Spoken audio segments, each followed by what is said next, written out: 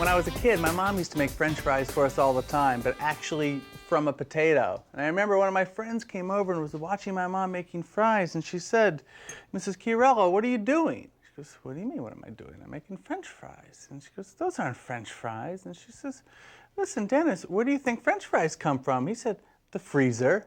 I mean, go figure. Every once in a while, you gotta make French fries. They're the easiest thing in the world to do.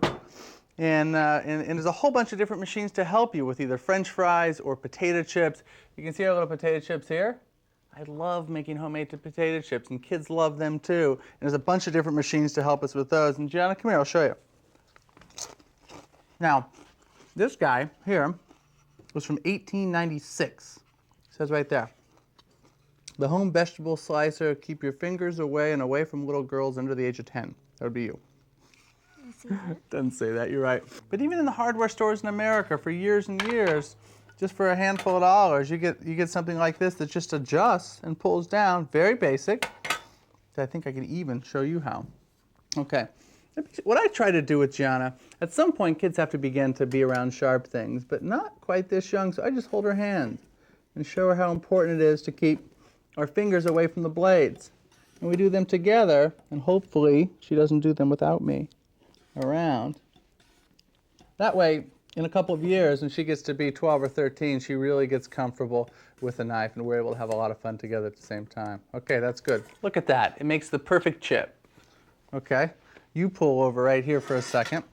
Now to make a, here, present for you. Buona Capriana. You can put it on your board. Now to make a French fry, I start with a big old Idaho potato.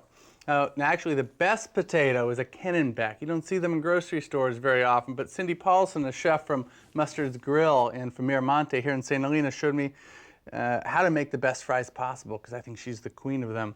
That you have to cut them first, peel them, cut them, and soak them in some ice water. That will take some of the starch out. If you look inside this water, you see it gets a little bit milky. That's the starch kind of coming out of the potato. And then we just cut them into however big we want our French fries to be.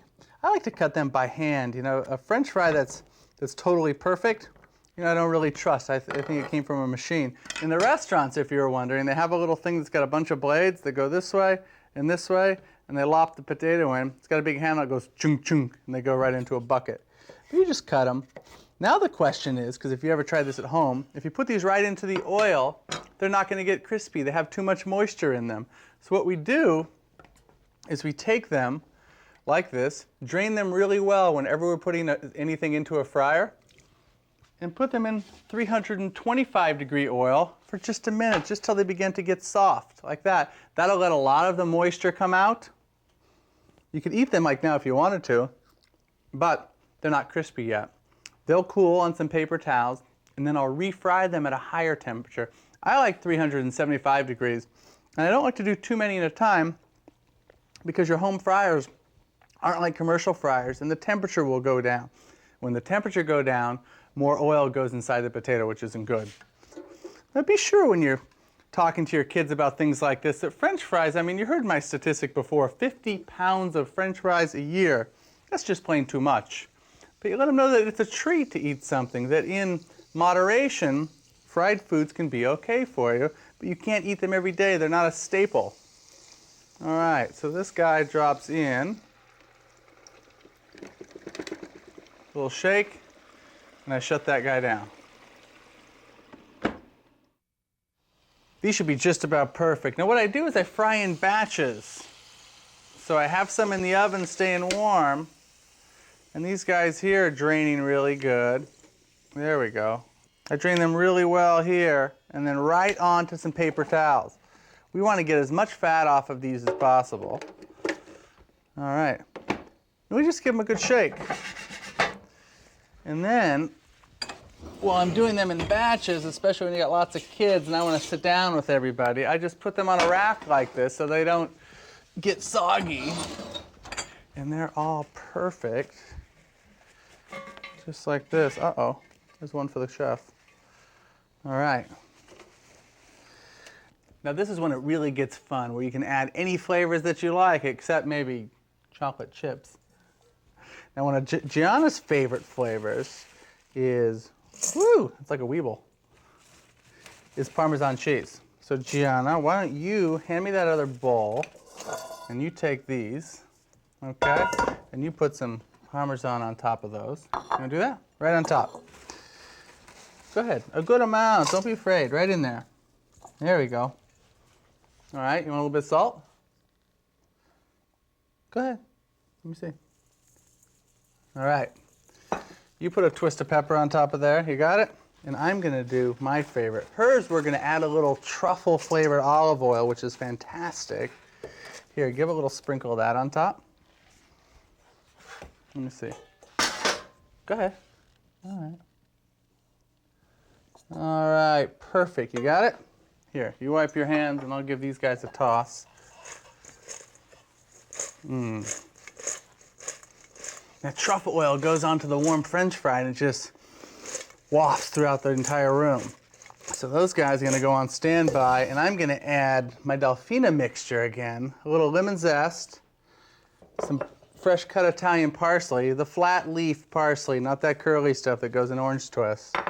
Okay, some gray salt, some fresh chopped garlic. Can I have that pepper, G? Okay, give me a big twist. Okay. Now what I love to do, just like they used to do in France years ago, is to put them in little paper cones. And they'd use these on the street side. They'd have big vats of fat, and they'd be making these fries all day long, and you'd walk by, and they'd come right inside the cone. So it'd be like an ice cream cone, but with French fries. Okay. These are great. You want to give me a hand? You hold on to those guys, okay? And we'll fill them up. All right. Diane, let's get you in the nose. Excuse me. What? Hey, that's my toe. So you hold that. And we'll do this one here. All right. You want to put those? You want to do those? No, you go ahead. These are great. You got them? Horatia. Oh, look. That one getting out the bottom. All right. How's yours doing? Hey. I got them. Perfect. Here you go. These are fantastic. So you set these in the middle of the table and let everybody pull from them. You can have a little French fry party, but be sure to serve other vegetables. Let your kids know every time you're doing these that French fries are a treat, that it's just a small part of your diet. It's not your entire diet. And when you can do things like this today, where you can make French fries and potato chips and Delfina potatoes, Gianna's favorite, and plant some potatoes as well, a kid gets a chance to understand the entire cycle of the life of a potato and the life ourselves. So take the time to cook with your kids. It's going to take you a little bit longer to get dinner on the table, so back off of one extra side dish and have 2 courses a kid instead. Thank you.